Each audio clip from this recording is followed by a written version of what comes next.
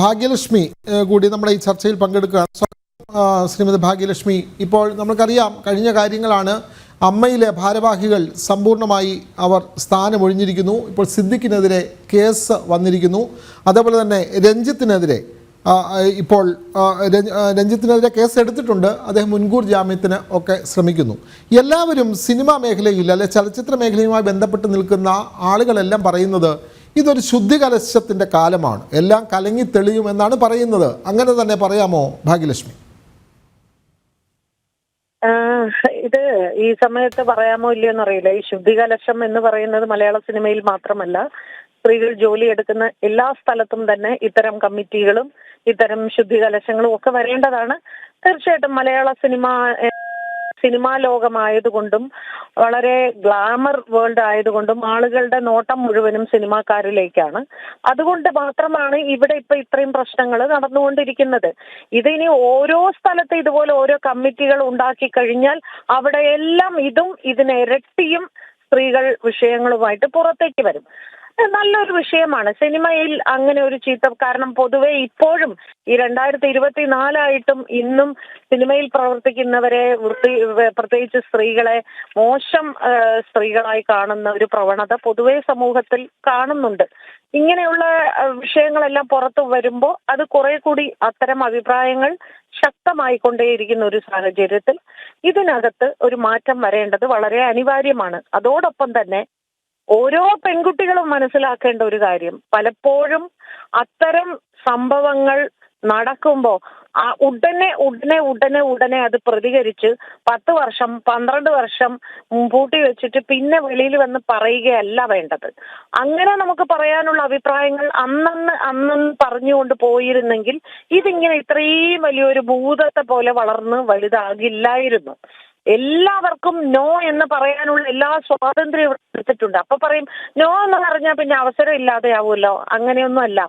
കഴിവാണ് ഒരാൾക്ക് അവസരം നേടിത്തരുന്നതും കഴിവില്ലായ്മയാണ് അവസരം ഇല്ലാതെയാക്കുന്നതും. അതുകൊണ്ട് തന്നെ സ്ത്രീകളും കൂടി ഈ പറയുന്ന മാതിരി വളരെ ഗൗരവമായി കണ്ട് അവിടെ ചെന്നപ്പോൾ എനിക്ക് ഇത്തരത്തിലൊരു അനുഭവം ഉണ്ടായി, ഇതാ ഞാൻ പോലീസിലേക്ക് നടപടിയുമായി മുമ്പോട്ട് പോകുന്നു, അന്ന് ഞാൻ ഭയന്നിട്ടാണ് പോകാതിരുന്നത് എന്ന് പറയാതെ ധൈര്യത്തോടുകൂടി മുൻപോട്ട് വരുമ്പോഴാണ് ഇവിടെ ശുദ്ധികലശം ഉണ്ടാവുന്നത്.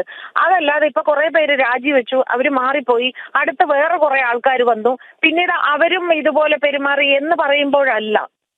ഇത് ഓരോരുത്തർക്കും ഇതിൽ ഉത്തരവാദിത്വമുണ്ട്. പുരുഷന്മാർക്കും സ്ത്രീകൾക്കും എല്ലാവർക്കും ഇവിടെ ശുദ്ധീകരിക്കണം എന്നൊരു ഉത്തരവാദിത്വമുണ്ട്. അത് എല്ലാവരും ഭംഗിയായി നിറവേറ്റണം. ശ്രീമതി ഭാഗ്യലക്ഷ്മി, അതേപോലെ ഒരു കാര്യം കൂടി ചോദിക്കട്ടെ. ഇപ്പോൾ ചലച്ചിത്ര മേഖലയിൽ അഭിനയ രംഗത്ത് നിൽക്കുന്ന ആളുകൾ അനുഭവിക്കുന്ന പ്രശ്നങ്ങളാണ് ഇപ്പോൾ ചർച്ച ചെയ്യുന്നത്. അതുകൂടാതെ ഇപ്പോൾ ഈ സംഗീത ലോകത്ത് ഗായികമാരായിട്ടുള്ള ആളുകൾ അവരുടെ പ്രശ്നങ്ങളും ഇതിനിടയിൽ ഉയർന്നു വരുന്നുണ്ട്. സമൂഹ മാധ്യമങ്ങളിൽ അത്തരത്തിലുള്ള പ്രതികരണങ്ങൾ വരുന്നു. ഡബ്ബിംഗ് മേഖലയിൽ നിൽക്കുന്ന ഒരു ശ്രദ്ധേയ സാന്നിധ്യം എന്നുള്ള നിലയിൽ ഒന്ന് ചോദിച്ചു കൊള്ളട്ടെ, ഈ ഡബ്ബിംഗ് രംഗത്ത് സ്ത്രീകൾ ഇത്തരത്തിലുള്ള പ്രശ്നങ്ങൾ നേരിടുന്നുണ്ടോ? അത് കൃത്യമായി അഡ്രസ്സ് ചെയ്യപ്പെടുന്നുണ്ടോ ശ്രീമതി ഭാഗ്യലക്ഷ്മി? ഞാൻ ഏറ്റവും അധികം സ്ത്രീകളുടെ വിഷയത്തിൽ പ്രതികരിക്കുന്നു. അതെ, അതുകൊണ്ടാണ് ചോദിച്ചത്. അതെ, ആ വ്യക്തിയെ ഞാൻ ഉണ്ടാക്കിയ ഒരു സംഘടനയാണ് ഡബ്ബിംഗ് അസോസിയേഷൻ എന്ന് പറയുന്നത്. അവർ ഒരിക്കൽ പോലും ഇങ്ങനെ ഒരു പരാതി ആരും ഉന്നയിച്ച് ഞാൻ കണ്ടിട്ടില്ല. ഇപ്പൊ ഞങ്ങൾ 31-ാം തീയതി ഒരു സ്ത്രീകൾക്ക് വേണ്ടി മാത്രമായിട്ട് ഞങ്ങൾ ഒരു മീറ്റിംഗ് വിളിച്ചിട്ടുണ്ട്. അവിടെ ഞങ്ങൾ ഒന്നുകൂടി അവരോട് ഊന്നി ചോദിക്കുന്നുണ്ട്, നിങ്ങൾക്ക് എപ്പോഴെങ്കിലും പറയാൻ മടി തോന്നുകയോ പേടി തോന്നുകയോ ചെയ്യുന്ന രീതിയിൽ ഇത്തരത്തിലുള്ള ബുദ്ധിമുട്ടുകൾ നിങ്ങൾക്ക് ഉണ്ടായിട്ടുണ്ടോ എന്ന്. ഞങ്ങൾ 31-ാം തീയതി എറണാകുളത്താണ് മീറ്റിംഗ് വിളിച്ചിരിക്കുന്നത്.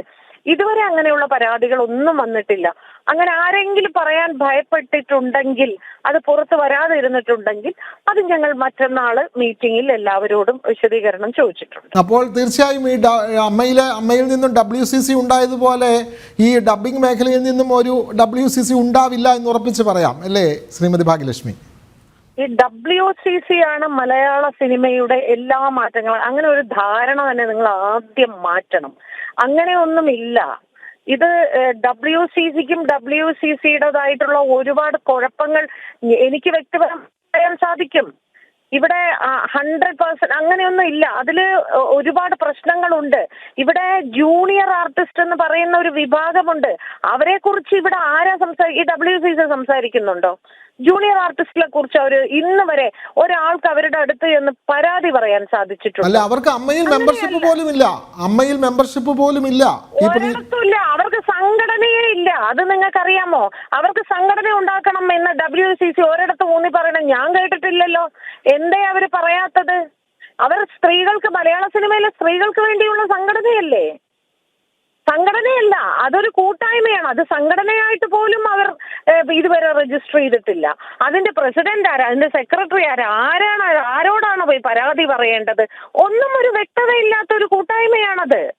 അതുകൊണ്ട് അവരാണ് ഇതിന്റെ എല്ലാം ആദ്യത്തെയും അവസാനത്തെയും പിന്നെ പരിഷ്കർത്താക്കൾ എന്ന് പറയുന്നതിനോട് എനിക്ക് ഒട്ടും യോജിക്കാൻ പറ്റില്ല. ഞാൻ ആലോചിക്കുന്നത് ഇവിടെ ഡബ്ബിംഗ് അസോസിയേഷനും ഹെയർ ഡ്രസ്സേഴ്സും പിന്നെ മേക്കപ്പ് ആർട്ടിസ്റ്റുകൾക്കും കോസ്റ്റ്യൂം ഡിസൈനേഴ്സ് എല്ലാവർക്കും സംഘടനയുണ്ട്. പാവം ജൂനിയർ ആർട്ടിസ്റ്റുകളെ കുറിച്ച് ആരും ഒന്നും സംസാരിക്കുന്നില്ല. അവർക്ക് വേണ്ടി സംസാരിക്കാൻ ഇവിടെ ആരുമില്ല. പക്ഷെ സമൂഹ മാധ്യമങ്ങൾ, ശ്രീമതി ഭാഗ്യലക്ഷ്മി, സമൂഹ മാധ്യമങ്ങൾ ഇന്ന് സംസാരിച്ചു കൊണ്ടിരിക്കുന്നത് ഈ ജൂനിയർ ആർട്ടിസ്റ്റുകൾക്ക് വേണ്ടിയാണ്. ഇന്ന് TV ആയാലും സമൂഹ മാധ്യമങ്ങൾ തുറന്നാൽ അവരുടെ പ്രതികരണങ്ങളെ കാണാനുള്ളൂ. സമൂഹ മാധ്യമങ്ങളല്ല സംസാരിക്കേണ്ടത്. ഈ മലയാള സിനിമയിൽ ഒരു വിപ്ലവം ഉണ്ടാക്കും എന്ന് പറഞ്ഞ് പിന്നെ മുൻപോട്ട് വന്ന് അല്ലെങ്കിൽ ഇപ്പോഴും ഉണ്ടാക്കി എന്ന് സ്വയം അവകാശപ്പെടുന്ന ഒരു കൂട്ടം സ്ത്രീകളുണ്ട്. അവർ ഇതിനെ കുറിച്ച് വളരെ ഗൗരവമായി കാണുന്നുണ്ടോ എന്നുള്ളതാണ് എന്റെ ചോദ്യം. അവർ കാണണം ഇത് ഗൗരവമായി. അവരിറങ്ങട്ടെ.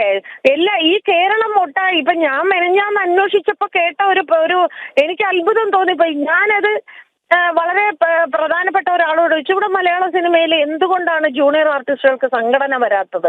അപ്പൊ പറയുന്നത് എന്താ, തിരുവനന്തപുരത്താണ് ഒരു സിനിമ ഷൂട്ടിംഗ് എങ്കിൽ തിരുവനന്തപുരത്തുള്ള ആളുകളെയാണ് ജൂനിയർ ആർട്ടിസ്റ്റുകളായി വിളിക്കുന്നത്. കൊല്ലത്ത് പോയാൽ കൊല്ലത്തുള്ളവരെ, ആറ്റിങ്ങൽ പോയാൽ ആറ്റിങ്ങലുള്ളവരെ. അപ്പൊ ഇതിങ്ങനെ ചിതറിക്കിടക്കുകയാണ്. അതുകൊണ്ട് തന്നെ ഇത് ക്രോഡീകരിക്കാൻ വളരെ ബുദ്ധിമുട്ടാണ്. അത് ക്രോഡീകരിക്കണം. അതിന് കുറച്ച് ബുദ്ധിമുട്ടുണ്ട്. അത് ബുദ്ധിമുട്ട് സഹിക്കണം. അതിനുവേണ്ടി നമ്മൾ സമയം കണ്ടെത്തണം. അതൊന്നും ഇവിടെ ആരും ചെയ്യുന്നില്ല. നമ്മൾ വെറുതെ സമൂഹ മാധ്യമത്തിൽ ഒരു വരി എഴുതിയത് കൊണ്ട് ഇവിടെ ഒരു പ്രതിവിധി ഉണ്ടാകില്ല. സമൂഹ മാധ്യമത്തിൽ കൂടിയല്ല നമ്മൾ ഇവിടെ വിപ്ലവം ഉണ്ടാക്കേണ്ടത്. നമ്മൾ തെരുവിലിറങ്ങിയാണ് വിപ്ലവം ഉണ്ടാക്കേണ്ടത്. അങ്ങനെ ഉണ്ടാക്കിയ ചരിത്രമാണ് ഇവിടെ ഉണ്ടായിട്ടുള്ളത്.